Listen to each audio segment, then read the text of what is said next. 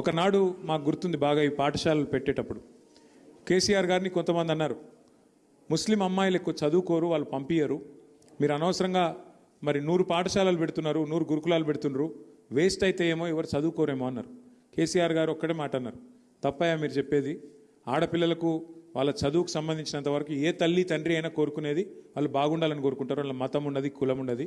మంచి అవకాశాలు కల్పిస్తే, మంచి సౌలత్ కల్పిస్తే ఎవరైనా తప్పకుండా చదువుకుంటారు, మీరు చెప్పేది తప్పు అని చెప్పి 204 గురుకుల పాఠశాలలు ఓన్లీ మైనారిటీ పిల్లలు, ముస్లిం కావచ్చు, క్రిస్టియన్ కావచ్చు, సిక్ కావచ్చు, మైనారిటీ పిల్లల కోసం పెట్టినారు.